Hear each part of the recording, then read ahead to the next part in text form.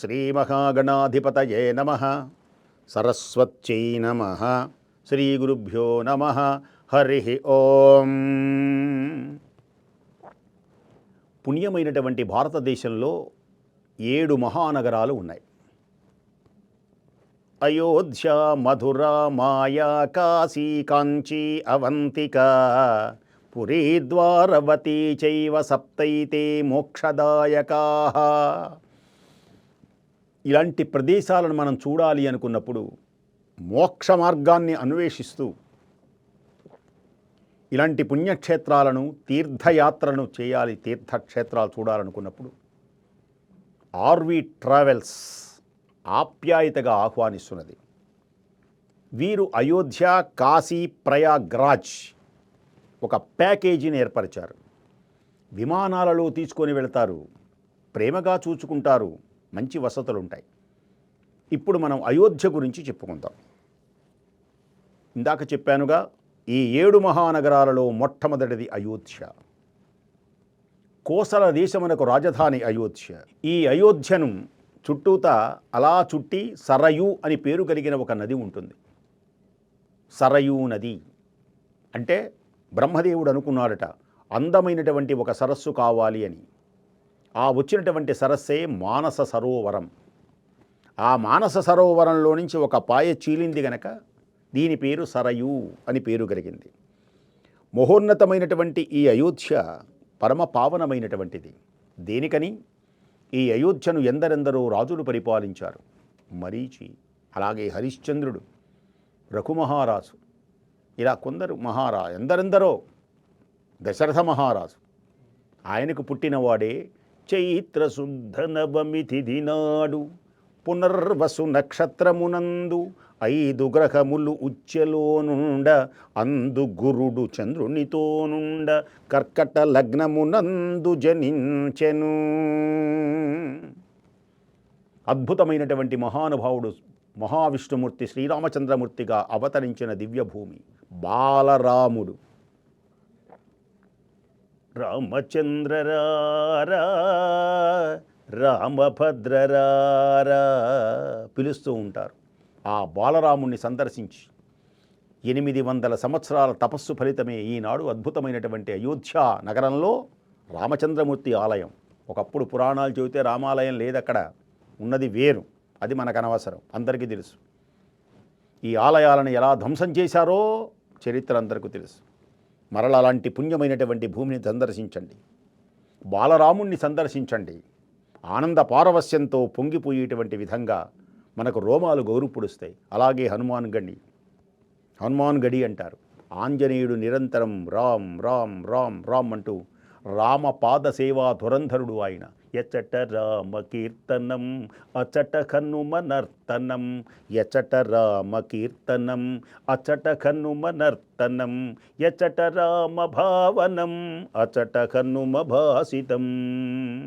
మహానుభావుడు దర్శనమిస్తాడు. అలాంటి పుణ్యమైనటువంటి అయోధ్యలో అనేకమైనటువంటి సుందర దృశ్యాలు చూడవచ్చు. అందుచేతని ఆ అయోధ్యలో రాముడు పుట్టాడు గనుకనే రాముణ్ణి కీర్తిస్తూ అయోధ్యవాసీ రామ్ రామ్ రామ్ దశరథ నందన రామ్, అయోధ్యవాసీ రామ్ రామ్ రామ్ దశరథ నందన రామ్, పతిత పావన జానకి జీవన సీతామోహన రామ్, సీతామోహన రామ్. ఆ దివ్యమైనటువంటి ఆ అయోధ్యను చూచి అలా వస్తూ కాశీ వస్తాం. కాశ్యాంతం మరణాన్ముక్తి.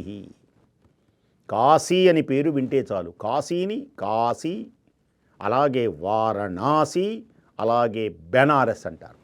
కాశీలోని బ్రహ్మహత్యా పాతకాలు జొరబడవు.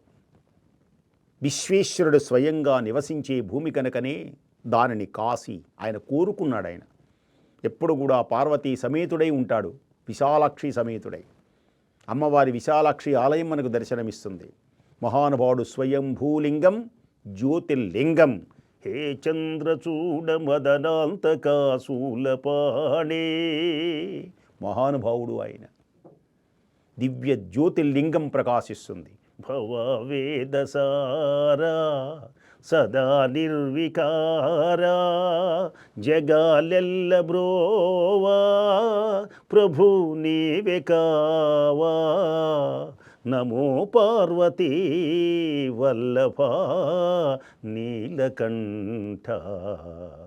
ఆ కాశీలో సాయంకాలం వేళ ఆ గంగా నది ఒడ్డున హారతిస్తారు. లక్షలాది మంది చూస్తారు. జయ జయ గంగే జయ జయ జయ గంగే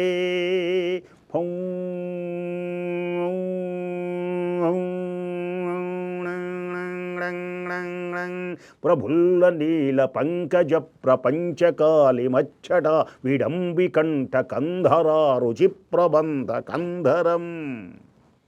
అద్భుత స్తోత్రాలు చెవులారా ఆనంద పారవశ్యాన్ని చెందిస్తాయి.